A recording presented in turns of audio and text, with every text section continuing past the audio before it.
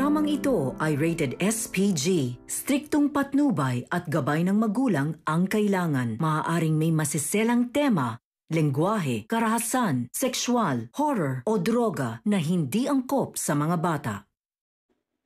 Giselle, dinurog ang dignidad ni Morgana bilang ganti sa ginawa niyang pagpapahiya sa kanya sa social media. Magandang araw at eto na nga tayo sa ating pinakaabangang tagpo sa Abot Kamay na Pangarap. Welcome to my channel. Please don't forget to like, comment, and click the bell button para lagi kayong updated sa aking mga videos. Morgana nawawala matapos magpunta sa spa.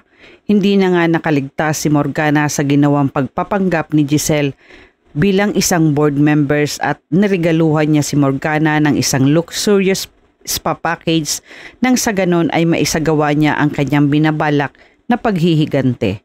Dahil sa hindi papayag si Giselle, natapak-tapakan nito ang dignidad niya matapos niyang ipahiya siya ni Morgana sa lahat ng tao sa social media. Wala namang kaalam-alam si Morgana na isa lang itong pakana ni Giselle para madali siya nitong malinlang sa gagawin sa kanya. Kinasabwat ni Giselle ang babae sa loob ng spa, dahilan para madali nilang napatulog si Morgana at nailabas ng palihim ng mga tauhan ni Giselle. Habang sa labas naman, naisipan ni Olga na magpaalam muna kay Morgana bago sila kumain ni Gilbert. Nagtaka si Olga nang hindi niya makita si Morgana sa loob ng spa room.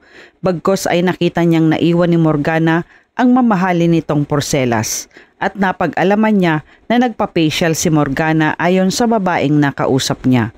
Agad sinabi ito ni Olga kay Gilbert, dahilan para magkaroon ng pagdududa si Gilbert. At para makasigurado sila, lumabas si Gilbert at Olga para hanapin si Morgana. Ngunit sa hindi inaasahang pagkakataon, kamuntik pang mabangga ni Giselle si Gilbert ng sasakyan niya. Galit na galit si Gilbert kaya bumaba si Giselle para harapin si Gilbert. Nagtaka si Gilbert nang makita niya si Giselle. Nagsabi ito na magpapaspasa na siya, ngunit nalaman niyang nandyan si Morgana. Kaya hindi na lang ito tumuloy at saka ito umalis. At dahil sa nangyari, kinutuban si Gilbert na baka may kinalaman si Giselle kung bakit nawawala si Morgana. Samantala, nakarating na sila Giselle at ang mga tauhan niya sa farm kung saan gagawin ni Giselle ang paghihiganti niya kay Morgana. Agad ibinaba nila si Morgana, sa kanila ito binihisa ng baboy na costume. Wala pa ding malay si Morgana hanggang sa buhatin siya at dinala sa kulungan ng baboy at ikinadena ang paa niya. Dahil sa alam ni Giselle na lumaki sa farm si Morgana, dito niya masusubukan at malalaman kung totoo ang pakilala ni Morgana na lumaki nga siya sa farm. Aalamin ni Giselle ang magiging reaksyon ni Morgana kapag gumising na ito at malaman niya na nasa loob siya ng mga kulungan ng baboy kasama ang mga tae nito. Sinimulan na nilang maglagay ng kamera na gagamitin para i-video nila si Morgana sa gagawin sa kanya ni Giselle. Maya-maya nagising na si Morgana at ipinagtaka niya kung nasaan siya. Sa pagtayo ni Morgana, naramdaman niya na may nahawakan siyang malambot at nang amuyin niya ito, napasigaw si Morgana dahil sa baho at nandiri siya. Sinubukan tumakas ni Morgana para makaalis siya sa lugar kung nasaan siya. Pero sa pagtakbo niya, hindi niya namalayan na nakakadena ang mga paa niya kaya nadapa lang si Morgana.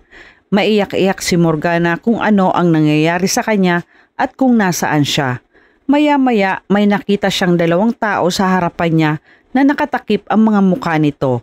Nagsalita ito kaya tinanong ni Morgana kung sino siya. At saka sinimulan na nilang paglaruan si Morgana habang nakabidyo ito. Sa kabilang banda, nalaman na ni Madam Chantal na nawawala si Morgana ayon kay Gilbert. Dahil sa pag-alala ni Madam Chantal kay Morgana, biglang sumakit ang batok nito na ipinag-alala naman ni Daphne kaya agad niya itong dinala sa Apex. Sa kwarto, naabutan ni Zoe si Madam Chantal at agad nagtanong kung ano ang nangyari. Nagsabi naman si Madam Chantal na nawawala si Morgana. Nagulat si Zoe kung papaanong nawala si Morgana. Nagsabi si Madam Chantal na hindi niya din alam pero sa ngayon ay inaalam pa ito ni Gilbert kung papaano nawala si Morgana at kung sino ang dumukot sa kanya. Isa lang ang pumasok sa isip ni Zoe na maaaring gumawa nito kay Morgana, kaya sinugod ni Zoe si Annalyn. Samantala, masayang-masaya ang lahat para kay Chang Susan dahil cancer-free na ito. Dahil sa nalaman nila ang naging resulta ng check-up niya. Hindi cancer ang tumubong bukol sa tagiliran ni Chang Susan. Ipinagpapasalamat naman ni Chang Susan kay Lynette, Josa at Annalyn ang lahat dahil sila ang nagbigay ng lakas ng loob sa kanya na harapin ang katotohanan at sa wakas ay hindi na siya mag-iisip at makakasama pa nila ito ng matagal.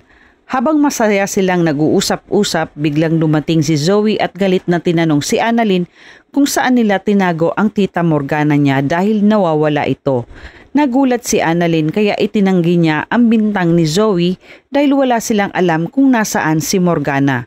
Ipinagdiinan ni Zoe na si Chang Susan lang ang nagbanta kay Morgana, pero muli itong itinanggi ni Annalyn ang ibinibintang ni Zoe dahil hindi magagawa ni Chang Susan ang sinasabi nito.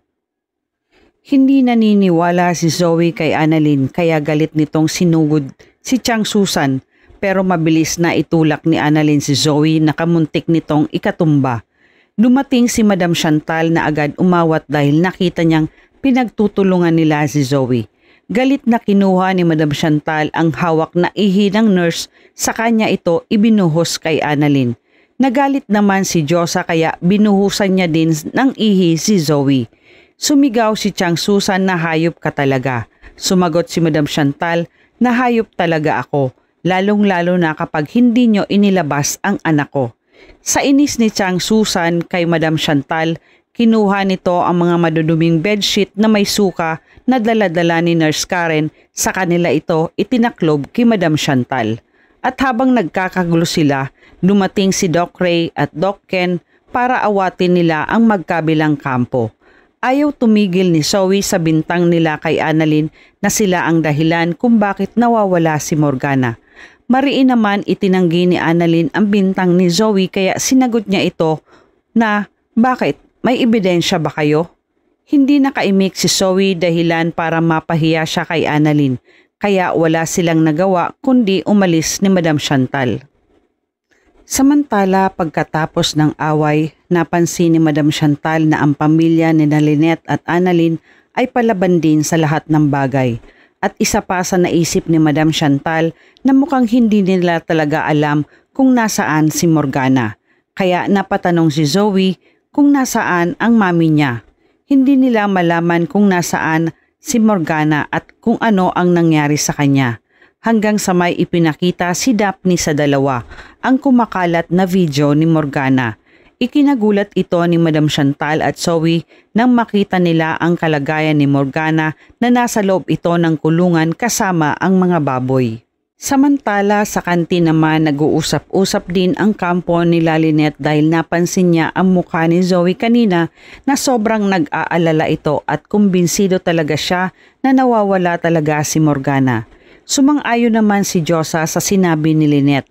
Naisip din tuloy ni Josa na baka nakidnap nga talaga si Morgana dahil sa Chinese ito. Kaya napapatanong din sila kung nasaan si Morgana at kung sino ang dumukot dito. Maya-maya dumating sila Nurse Karen at Nurse Ivan at sinabi nito na alam nila kung nasaan si Morgana. Sabay lumapit sila at ipinanood nila ang video ni Morgana na kumakalat na sa social media. Ikinatuwa nila lahat lalo na si Chang Susan nang mapanood nila si Morgana dahil nakita nila itong nasa isang farm sa kulungan ng mga baboy habang nakakostyum ito ng pangbaboy.